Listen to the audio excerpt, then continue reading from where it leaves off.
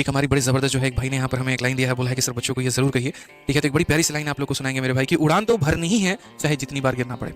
उड़ान तो भरनी है मेरे भाई, चाहे जितनी बार भी गिरना पड़े, सपने तो पूरे करने ही हैं, चाहे रातों में नींद कम करना पड़े।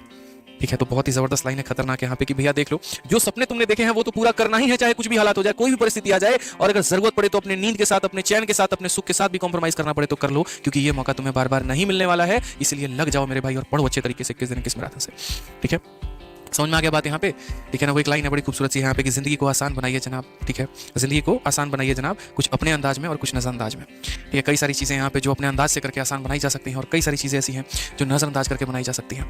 ठीक है, आप पढ़कर सवालों को आसान बनाइए अपने अंदाज में, और लोगों के तानों को नजरअंदाज करके अपनी जिंदगी को आसान बनाइए। बहुत जरूरी है ये बात यहाँ पे, ध्यान रखिए। जीवन जीने का मेरे भाई सलीका सीख जाएंगे आप उस दिन, जिस दिन आप मेरी इस बात को गहराइयों तक समझ जाएंगे। ठीक है, ये वक्त ऐसा है ना जहां मंथन चल रहा है दोस्त, हर जगह मंथन है, हर जगह उथल पुथल है, कुछ समंदर दिल के अंदर है, कुछ तूफान दिल के अंदर है। ठीक है, वो कहते हैं ना यहाँ पे कि सिर्फ तूफान उस समंदर के लहरों में नहीं है, एक तूफान हमारे दिल में भी है, एक तूफान हमारे सिर में भी, एक तूफान हमारे दिमाग में भी है, जो चल तो रहा है लेकिन फटेगा उस दिन ना भाई, जिस दिन सिलेक्शन आएगा। मुझे पता है यहाँ पर एक तैयारी कर रहे हैं बच्चे के अंदर में बहुत कुछ उमड़ रहा है, बहुत कुछ है अंदर भरा पड़ा है। ठीक है, बस यहाँ पर आप रुके हुए हैं उस चीज़ का लेकर कि भैया एक बार हमारा रिजल्ट आने दो, उस दिन हम बताएंगे इस दुनिया को कि हम क्या है। होता भी है कभी भी इस बात को मेरे भाई ध्यान रखना जीवन में। जीवन की हमेशा एक सीख देता हूँ आपको, एक सलाह देता हूँ, आप क्या हो किसी को कुछ मत बताओ, आपके पास क्या शक्ति है मत बताओ, किस चीज़ की तैयारी करते हो मत बताओ, क्या पढ़ते हो मत बताओ, क्या आपका अगला प्लान है मत बताओ, क्या पाया क्या खोया कुछ मत बताओ किसी को। बस अपने सही वक्त का इंतजार करो, और जब वो वक्त आएगा ना तो आपकी बातें जो है मेरे भाई तब पूरी दुनिया सुनेगी। यकीन मानिए, आप अभी कितनी अच्छी सच्ची बातें क्यों ना कर लें, आप समाज के भले की बातें मेरे भाई क्यों ना कर लें, एक बात हमेशा अपने जीवन में ध्यान रखना, लोग आपकी बातों में इंटरेस्ट नहीं लेंगे, और कभी नहीं लेते हैं जब तक आप कामयाब ना हो जाएं। एक वक्त था जब मैं एक इंस्टीट्यूट में पढ़ा रहा था, और तब मेरा सिलेक्शन नहीं हुआ था, मैं बिना सिलेक्शन के पढ़ा रहा था। ठीक है, और वहीं पर एक वक्त है कि भाई एक स्टूडेंट आया, ठीक है, और वो सेलेक्टेड था। जितनी बातें मैं बच्चों को समझाता था कि तुम ऐसे फॉलो करो, ऐसे फॉलो करो, लिटरली बता रहा हूँ मेरे भाई, बच्चे ठीक है सुनते थे, बढ़िया एकदम, हाँ ठीक है सर बोल रहे हैं, कोई बात नहीं मान लेंगे। लेकिन वो स्टूडेंट के आते ही मैंने अपने आंखों का जो मंजर है वो देखा कि वो गलत चीज़ बता रहा है, गलत तरीके से बता रहा है कि ऐसे पढ़ना चाहिए, और बच्चे उसको हाँ मान रहे हैं, फॉलो कर रहे हैं, नोट्स कर रहे हैं। तो मैंने एक बात उसी दिन समझ में आ गया था कि भैया सिलेक्शन की आवाज़ हर कोई सुनता है, बेरोजगार की आवाज़ कोई नहीं सुनता। आप कितने बड़े टीचर हैं क्या है फर्क नहीं पड़ता, अगर आप सिलेक्टेड नहीं है तो बच्चा आप पे विश्वास नहीं करता है, इस बात को मान लीजिए तो आज बेहतर है। उस दिन मुझे उस सिलेक्शन की अहमियत समझ में आई कि अगर 4 बच्चों के बीच में अगर ये कहानी है तो जिस दिन तो हम पूरे भारत में पढ़ाएंगे तो क्या कहानी होगी। वो छोड़िए, पढ़ाना तो बहुत दूर की बात है, अगर हम किसी को कोई सजेशन नहीं देना चाहे बिना अपने कामयाबी तो क्या कोई मेरी बात सुनेगा, नहीं सुनेगा मेरे भाई। तो जब आप सफल हो जाते हैं जीवन में, उसके बाद आप जो बोलो ना, लोगों को लगता है यही अमृत है, यही तो कामयाबी का रास्ता था, यही मान के तो ये कामयाब बने, इसका मतलब जो कह रहे हैं वो सही है। तो अभी आप कितनी भी लोगों की भलाई करोगे ना, कितना भी समाज का क्यों ना सेवा करने में निकल जाओ, लोगों की भलाई करने में निकल जाओ, दुनिया जो है मुंह पे एकदम ऐसा हाँ ठीक है ठीक है ठीक है करेगी, सुनेगी एक भी नहीं, आपके निकलते ही बोलेगी यार टाइम खराब करके चला गया, पका रहा था फालतू का। ठीक है, लोगों को मेरे भाई अपना समय मत दीजिए, जो आपके पास आपका कीमती समय है उनको समझाने में, उनको बताने में, उनको सही रास्ता दिखाने में, वो समय को अपने अंदर अपने आप के लिए यूटिलाइज करिए, अपने आप को बनाने में।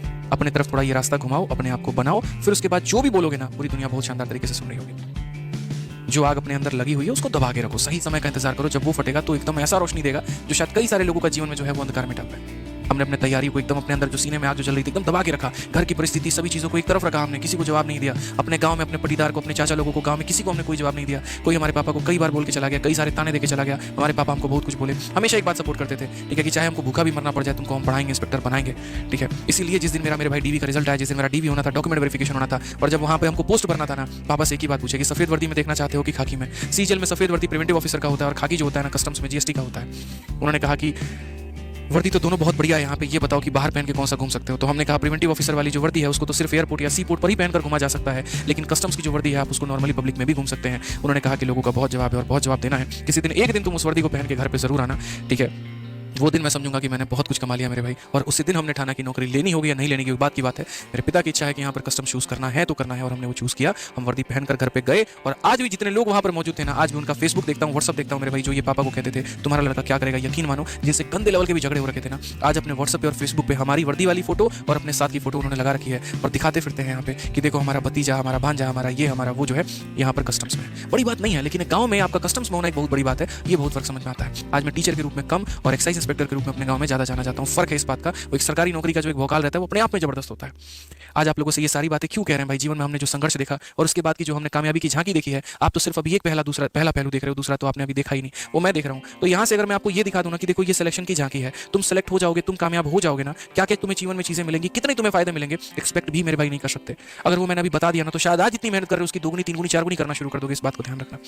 तो अपने आप को कमजोर मत समझो, ये वक्त है, इसको भुनाओ अच्छे तरीके से। कोई ऐसी चीज नहीं है जो आप नहीं कर सकते हैं यार। जिस इंसान ने पिछले 6 महीने में यूट्यूब में 1 घंटे से ज्यादा के लेक्चर नहीं लिए मेरे भाई, वो लगातार तरीके से 5 दिनों से 3-3 घंटे के लेक्चर ले रहा है पूरा दिन काम करने के बाद। जब मेरे जैसा इंसान ये हम कर सकता है ना, तो मेरे भाई आप क्यों नहीं कर सकते।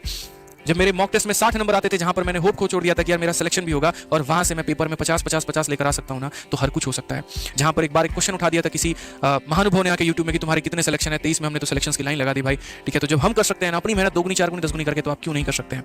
हर कुछ संभव है दोस्त, यहाँ पर आप कोशिश करिए तो सही, हम किसी और का एग्जाम्पल क्यों दें। आज मैंने इंटरव्यू लिया एक लड़के का जो ऑल इंडिया रैंक 13 था, एमटीएस निकाला था उसने, सीजल 4 बार फेल हुआ भाई। जब एक एमटीएस पास स्टूडेंट और सीजल फेल स्टूडेंट सीजल में ऑल इंडिया रैंक 13 ला सकता है ना, तो आप क्यों नहीं कर सकते हैं? हर कुछ हो सकता है यहाँ पर, बस आप अपने आप को पहचानो, वो सबसे बड़ी बात है। आप अपनी ताकत को ही नहीं पहचान रहे, आपको लग रहा है यार मेरी तैयारी कम है, मेरे तो नंबर कम आ रहे, होगा कि नहीं होगा, कुछ नहीं भाई, सबके कम है यार।